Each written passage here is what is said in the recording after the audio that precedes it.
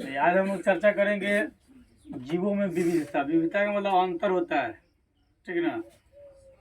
वह अंतर जो है भोजन के आधार पर हो सकता है, आकार के आधार पर हो सकता है, आकृति के आधार पर हो सकता है, रहन सहन के आधार पर हो सकता है, रंग के आधार पर हो सकता है, और कुछ अदृश्य भी होते हैं जिसको हम देखते नहीं हैं, और कुछ समय के अनुसार भी हो सकता है जिसकी किसी की आयु खूब बड़ी या किसी की आयु खूब छोटी। अब जैसे जितना दिन हाथी जिंदा रहेगा उतना दिन मच्छर जिंदा रहेगा। हाथी जीव है कि नहीं? अच्छा, मच्छर जीव है कि नहीं? है ना कि नहीं? जब कान के नजदीक जाकर कहेगा तब समझ में आता है मच्छर है, तो खिसिया के मारता झपर मच्छर का, उसका अंतिम संस्कार करने की जरूरत भी नहीं पड़ती है। हमारे चारों तरफ अलग अलग प्रकार के जीव पाए जाते हैं। मतलब इस दुनिया में भिन्न प्रकार के जीव पाए। इस दुनिया का मतलब पूरे वर्ल्ड की बात हो रही है। पूरे वर्ल्ड में अलग अलग प्रकार के जीव जो है पाए जाते हैं, ठीक है। और हम उसमें से, हम भी एक हैं। इस दुनिया में जितने जीव पाए जाते हैं वो भिन्न भिन्न प्रकार के पाए जाते हैं। उनमें से हम लोग भी एक जीव है, ठीक है। पृथ्वी पर कुछ विभिन्नता वाले और कुछ समानता वाले जीव पाए जाते हैं। विभिन्नता मतलब माने का मतलब है जिसका रंग रूप आकार खान पान इत्यादि मिलता नहीं, एकदम विभिन्न। जैसे मच्छर और हाथी की तुलना कीजिएगा तो हाथी पेड़ पौधा इत्यादि खाता है और मच्छर तो खाली खून पीता है। तो किसी दृष्टि से वो एक लेखा है, तो ये विभिन्नता वाला हो गया, ठीक है। मानव मच्छर की तुलना कीजिए, विभिन्नता वाला हो गया।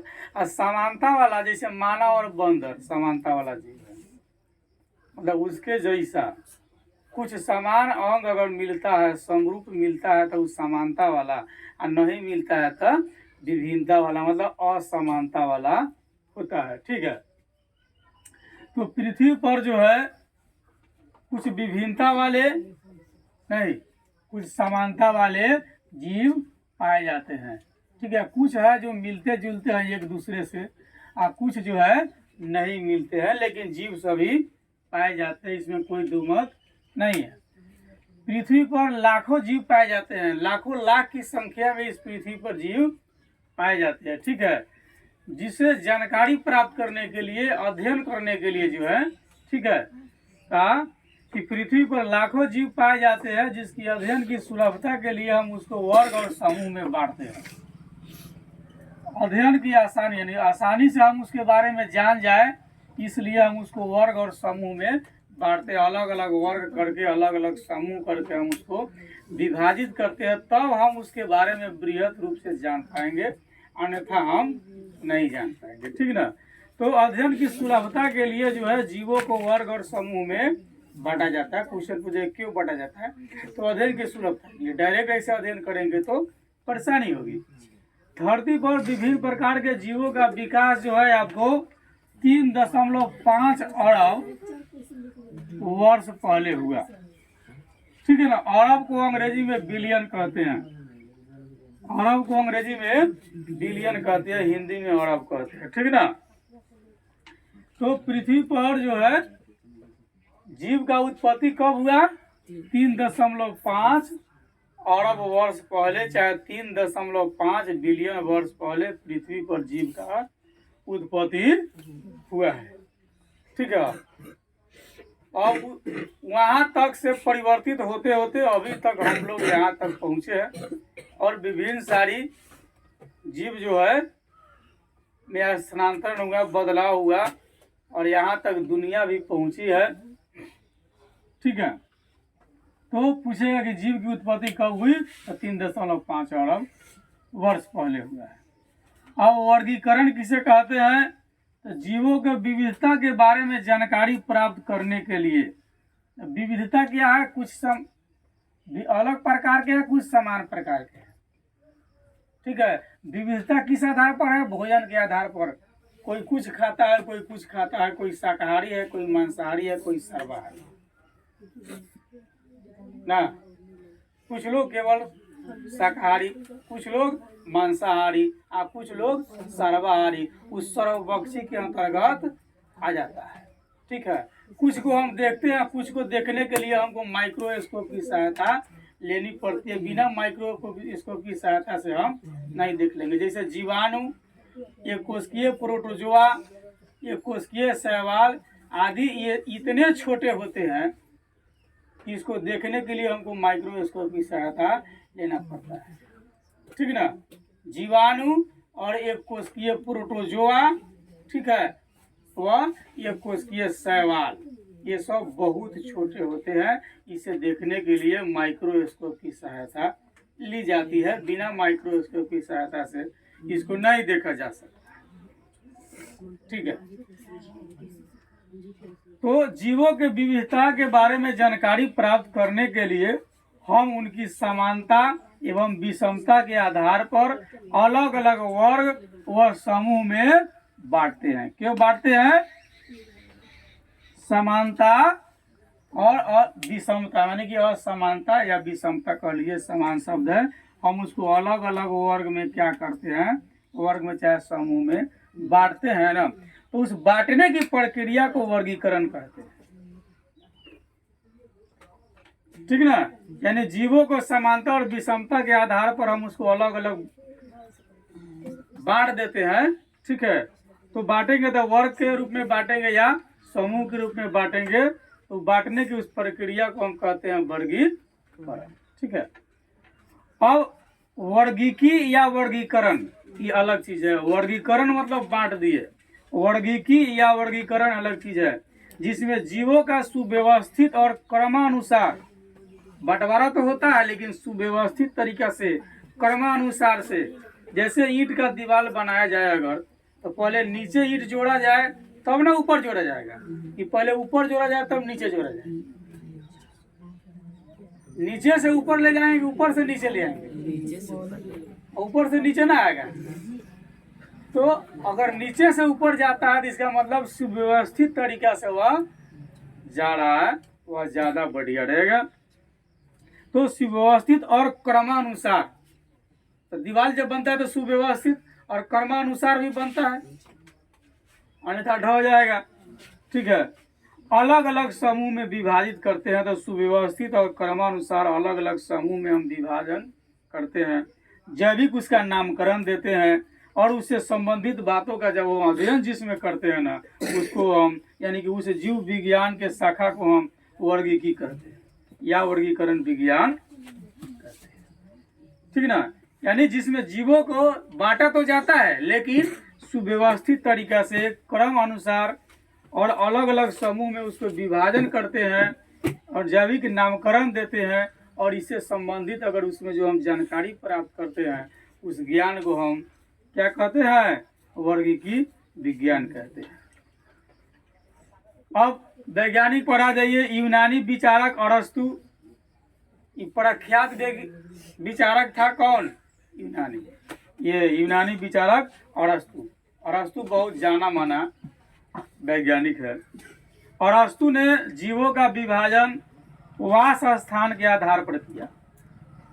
तो कहा कि जो वायु में रहता है वायुवीय जीव हो गया, जो जल में रहता है जलीय जीव हो गया, और जो स्थल पर रहता है वो स्थलीय जीव हो गया। ठीक है, वो बांट दिया। लेकिन जब वो बांटा तो इस चीज का ध्यान नहीं दिया कि स्थल पर छोटे जीव भी रहते हैं और बड़े जीव भी रहते हैं। तो ऐसा थोड़ी स्थल पर रहने वाले छोटे से लेकर बड़े जीव का सारा लक्षण एक जैसा होगा, खान पान एक जैसा होगा, आयु एक जैसा होगा, निवास स्थान एक जैसा होगा। स्थल पर भी रहने वाला कोनो बिल में रहता है, ना कोनो पेड़ पर रहता है, कोनो सतह पर रहता है, अलग अलग है। उसके आधार पर इन्होंने कहा कि समुद्र में जो पाए जाने वाले जीव है सभी समुद्री जीव है। तो समुद्र में बड़ी मछली ब्लू व्हेल भी रहती है और छोटी मछली भी होती है। सबका जीवन अलग अलग है। इस आधार पर जो है देखा गया तो कई सारी भिन्न बातें निकल करके आई। तो वैज्ञानिकों ने माना कि यह जो है विभाजन सही नहीं है इस प्रकार से विभाजन नहीं हो सकता है। उसके बाद कैरोलस लिनियस, ठीक है, 1707 से 1778 की बात है, ठीक है ना। जन्म 1707, मृत्यु 78 में। 18वीं शताब्दी में सर्वप्रथम वर्गीकी की स्थापना किया। लिनियस ने जो है 18वीं शताब्दी में जो है वर्गीकी की स्थापना किया। वर्गीकी की स्थापना कब किया? 18वीं शताब्दी में। अब आप सोचिए, आपके सन ईस्वी शुरू होने से पूर्व गौतम बुद्ध का जन्म हुआ था 563 वर्ष पूर्व बुद्ध का। उसके बाद में ईसाई संप्रदाय के ईसा मसीह का जन्म हुआ। ईसा मसीह का जब जन्म हुआ उस समय से सन ईस्वी आपका शुरू हो गया,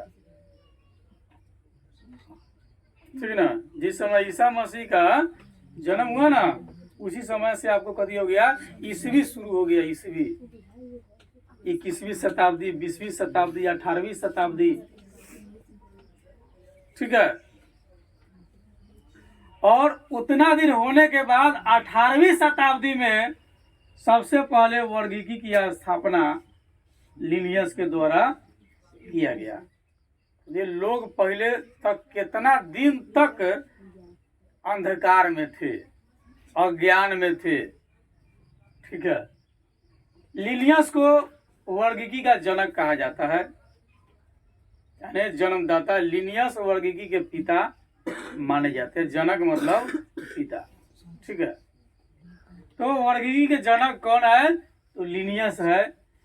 लिनियस के अनुसार वर्गीकरण को केवल 4 इकाइयों में जो है कि बांटा गया, ठीक है।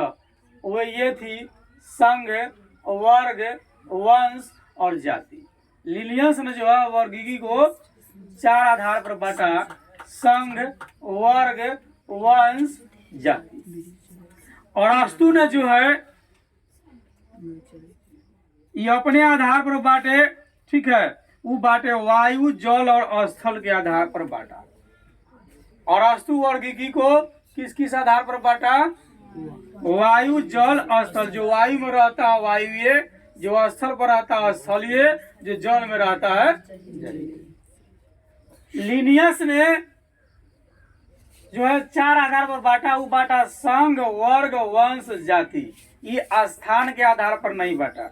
लेकिन अरस्तु जो है स्थान के आधार पर विभाजन किया, ठीक है। और लिनियस जो है यह इकाई के आधार पर विभाजन किया: संघ, वर्ग, वंश और जाति के आधार पर। क्या दिक्कत है?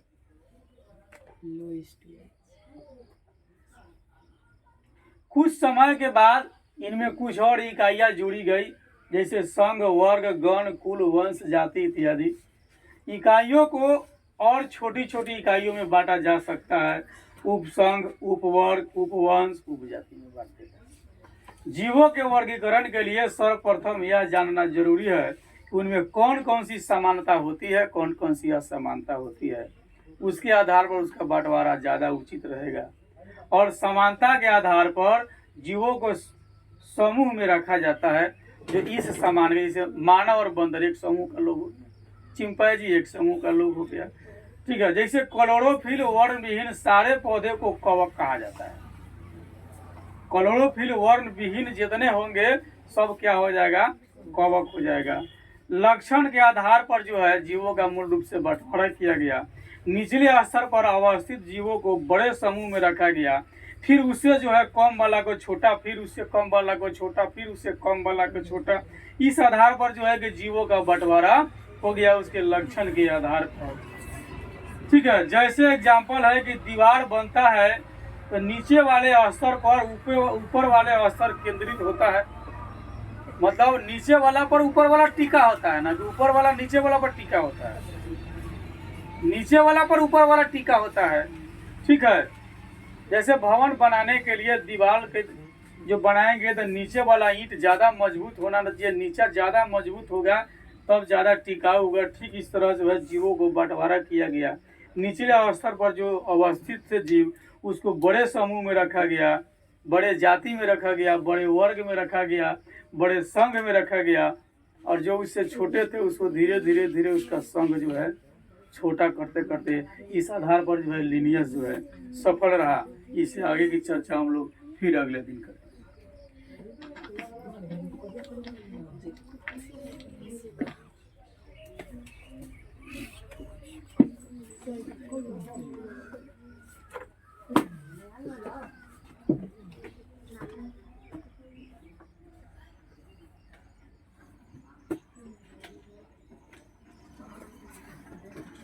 पंद्रह